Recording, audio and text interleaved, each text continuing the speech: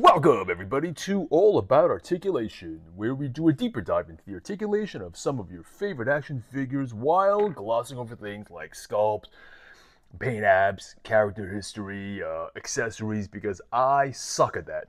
And there are already so many great reviews on YouTube who do that already, so I don't want to waste your time, and time is a terrible thing to waste.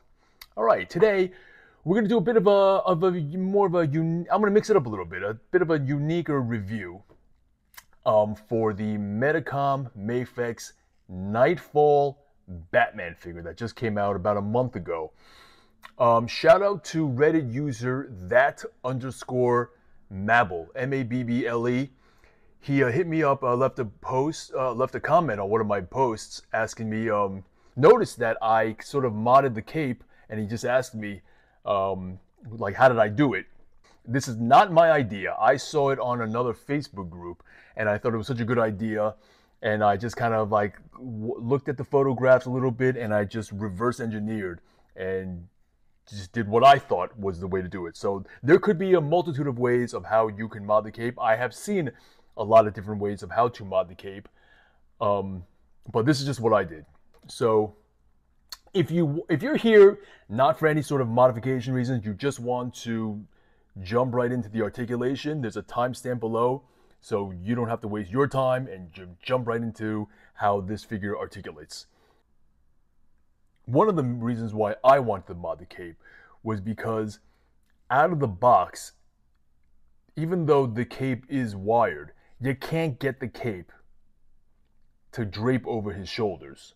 It was really kind of annoying the way they had it. It was like this, and you had this big plastic piece going across his shoulders, and there was a lot of gap between his shoulder and the top portion of the cape itself. And as you can see, I'll put a picture up somewhere here, and you'll see what the problem was. Good thing is that Mafex included 3 different of these, I guess, cowls. There was this one here with the sharp, sort of pointy shoulders, this one here with where this cape was originally attached to, and then this piece here where it had no cape at all, and it was narrower and thinner, as you can see. So all I did was I just took the cape off of this piece here. You could either take the cape off of either this piece here with the pointy shoulders or this piece here. The cape, the fabric itself is the exact same length. I measured it, same length, same width. So it really just a matter of preference, which you want to keep. I like this one the least, with the pointy shoulders, but I figure it's more of a unique look, and if I ever wanted to go back and have a pointy shouldered Knightfall Batman, I always have this in hand.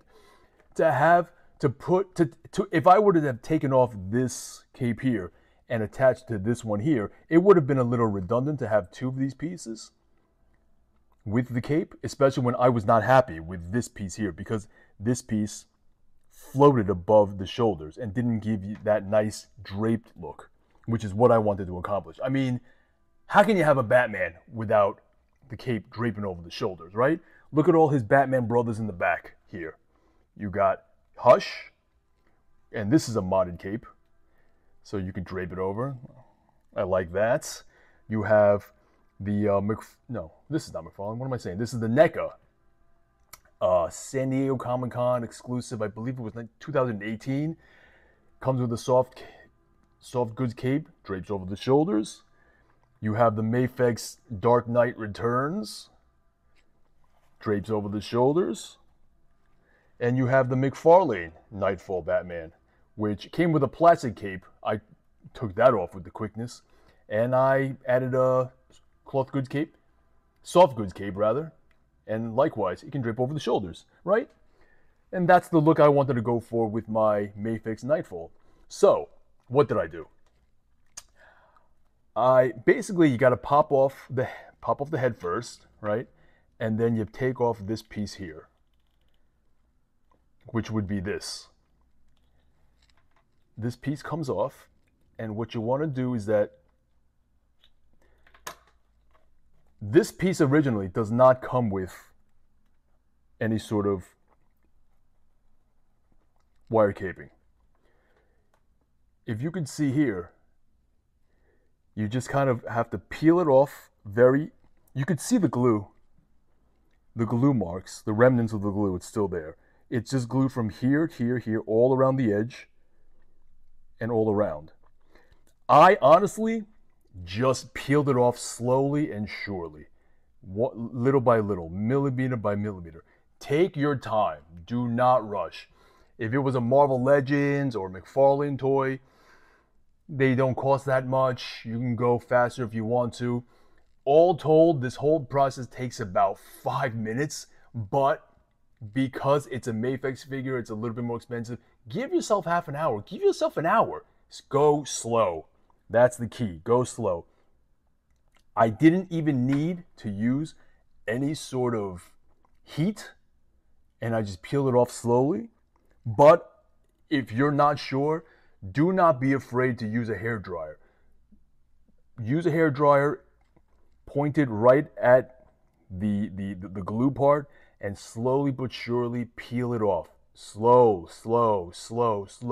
millimeter by millimeter. Just use your hands or your fingers. You don't need to use anything else. In fact, I encourage you not to, because you don't want to damage the fabric itself. You want to keep this thing as pure and as pristine as not. You don't want any fabric to get caught or snagged as possible. Once that's taken off, then you're good to go. And then you take this piece here with the smaller piece, and I'll show you what I did. Okay, so here's my very crude drawing of the top bird's eye view, or the bottom view rather, of this piece here. All right, the small piece. So if you were to look at it like this is how it would look. All right, so you have, the most important thing is to remember that you have 3 pegs. You have a rectangular peg here, and you have 2 smaller round pegs here. Peg. One of the most important things is to maintain the integrity of these pegs. You do not want to, in any way, shape, or form, hinder these pegs, because these pegs go right in here. Can you see that? The square peg there ends up going in there, and these 2 small pegs end up going in here. Okay? So what I mean by the integrity is that if, say, this is the cape, right? You don't want to block, in any way, shape, or form, block those pegs. You don't want to do that, and then when you curl this around, you don't want the edges or the tips of the cape to block the rectangular peg, because these 3 pegs, very importantly, have to go flush into the peg holes. You know what I'm saying? Let me move that out the way. There you go. Because then that gives that very nice and perfect snap in. And then that gives you that nice flush, because you want this piece here to be as flush against the gray body as possible. Okay? So, just to keep that in mind, and I'll repeat myself a lot, because it's okay. We're going to repeat ourselves a lot here. Better safe than sorry. There are no dumb questions. So, how do you maintain the integrity, you ask? Well, the thing is, when you take the cape off of this piece here, so now that you've taken this piece off, the fabric cape off of the original piece, original plastic piece, now this, you put this to the side. Now you have this big bat cape. You're gonna see here, all right, I'm gonna try to get it as close as possible. You're gonna see here, it's gonna be, you're gonna have that thread. You see that round thread? You want that thread, that line there, that line there, to be as close to the edge as possible. So let me get another marker. Okay, I'll use a red marker. you want it to be as close to the edge as possible. Like that. You want that to be lined up. You see what I'm saying? From the bird's eye view, so that's the bottom view. The top view, as you can see, is here. See that threading? That line there? It's just outside of the plastic. I mean, if you want to get really neat, you want to tuck that in, go ahead, be my guest. So you end up not seeing that thread. You want to tuck that into underneath the plastic. But my fear was that if you tuck that line underneath the plastic, it's going to get too close to these pegs. And if it's too close to these pegs, that's going to prevent the pegs from being flush against. It's going to prevent the pegs from going too deep into the peg holes, and it's going to prevent the entire plastic piece from going flush against the gray. Does that make sense? If not, leave a comment below and I can try to elaborate more. So that's kind of like your guide. You want to have that threading just outside that plastic. That's what I did. That's what worked for me. And then once you have that lined up, so again, this is the bottom view now, right? That's the bottom view. This is the bottom view. So you line up this. This we'll use as the model for the cape, the plastic cape. So what I did was, so you only need two tools. That's it. This whole thing requires two tools. You need a toothpick and some sort of crazy glue. All right. I use Loctite super glue. I mean, Gorilla Glue could work. Crazy glue could work. Any type of glue, I guess you know what I'm talking about. But just in case you don't, where the main ingredient is cyano, I hope I pronounced that right, acrylate. All right, just make sure it has cyanoacrylate as the active ingredient. But you know what I'm talking about. Any sort of Loctite super glue, crazy glue, Gorilla Glue, that all works.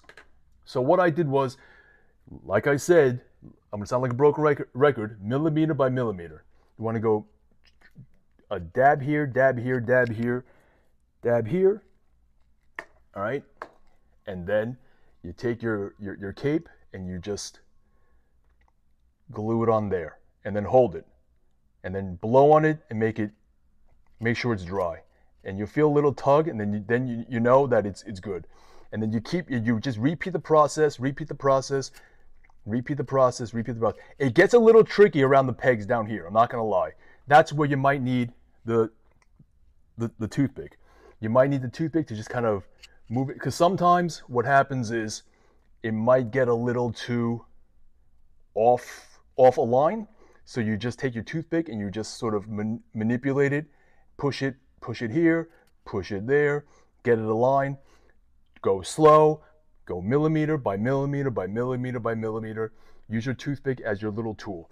The reason why I like toothpicks is because it's wood, it's not metal, it's very, very pointy, and you can get a very, very small, very accurate sort of tip to help you manipulate any sort of, and also because it's not going to scratch up your toys. It's not going to scratch up your plastic.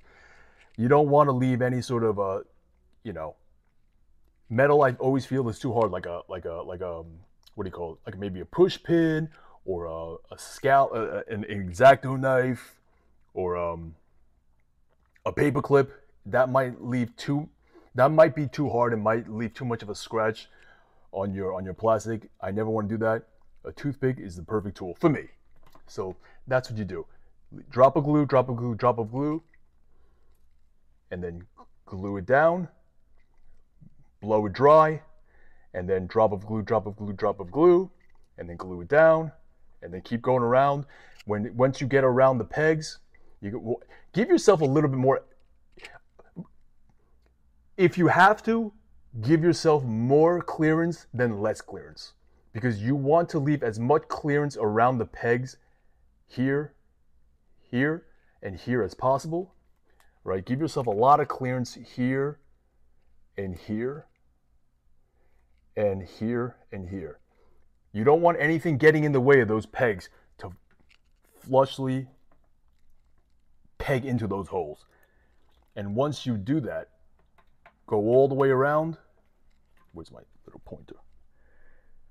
Once you go all the way around, glue, glue, glue, glue, glue, glue, glue, glue, glue, glue, glue, glue, glue, glue, glue, push. Glue and pinch. Glue and pinch. Glue and pinch. Glue and pinch. Give yourself a lot of time. Be patient.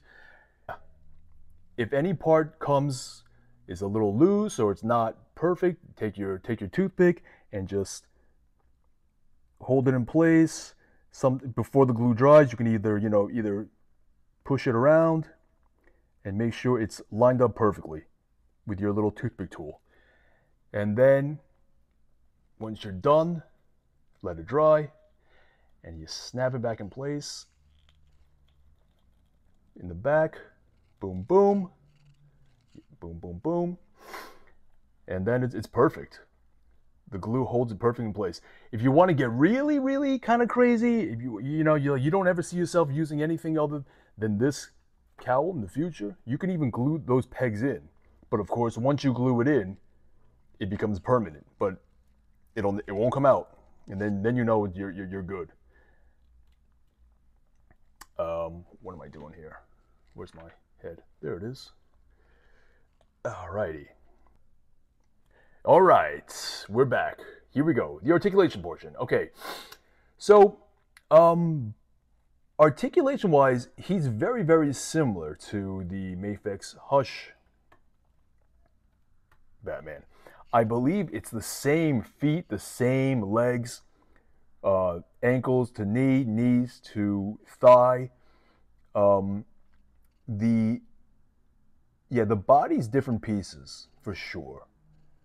The upper chest and the lower piece, the abs part, that's all new stuff. But the arms, sculpt-wise, it looks about the same. So articulation is going to be very similar. Going from head down, only one point of articulation in the neck as opposed to Hush. As you can see from Hush, he's got articulation in the lower neck and articulation in the upper. So it's 2 points of articulation. For Knightfall, unfortunately, there's only one piece. The cowl piece is one solid piece. No articulation there. But he still gets pretty good articulation. You can look up that far. You can look down that much. Because of the that grate, I don't know if it's patented, but I don't see any other toy manufacturer do this, where you have the neck piece bent. And that bent, as you can see, that bent allows for a much greater range of articulation, which is great. I like that. So yeah, even though it's just 1 point of articulation in the neck, in the upper neck, he can still look up pretty decently. Good enough for me, for Batman. He's got butterfly joints. He moves forward this much. Should I take that? Nah, I'll leave the cape on. Go this much. You can go that far back. With his elbows straight, he can cross his wrists. Fantastic. It's a ball socket, so the arm can go all the way around. We know how that looks. He's got bicep swivel and go all the way around. We know how that looks. Double jointed elbows, so he can hit, I would say, what is that, a 35 degree angle? Very nice. Multi-directional wrist joint, so he can hit all angles with his hands and fists. 2 points of articulation in the abs. Isolating the top abdominal, you get this much of a bend and this far back of an extension. The lower abs, the waist, you can bend that far forward and you can extend that far back. Utilizing both upper and lower, he can crunch this far down and he can extend that far back. Some gappage there, but that's okay for me. That might be unsightly for some people. I can live with that. All right, there's a ball socket in the waist, as I said, and he can rotate all the way around, nothing hindering. So he could spin all the way around if you wanted that. He's got drop down hips. It drops down that far down, and it's good because he can hit a not quite a full split, as you can see. With drop down, he could kick this far up, so it's a 90-degree angle. Double jointed knees, he could bend really far. His calf can hit his hamstring, so I like that. Not quite kick his own butt, but it's relatively close. Basically, if you have the Hush Batman, or really any other Mafex figure, you'd be very familiar, and you'd be very, very, you would know what to expect from him. It's a very typical Mafex articulation system and ranges. Nothing new to report, nothing out of the ordinary, nothing lacking, yet nothing jumps out as different either. So if you have any, if you have Hush Batman, you have the Superman figure, you have any of the X-Men that came out recently, you would be very familiar with the type of articulation. He checks all the boxes and hits all the right notes. Oh yeah, ankle. He's got multi-directional ankle joint. That's typical of Mafex. Goes all the way around. He could point his toes this far down, and he could point it this far up. He's got toe articulation that goes that much and flat.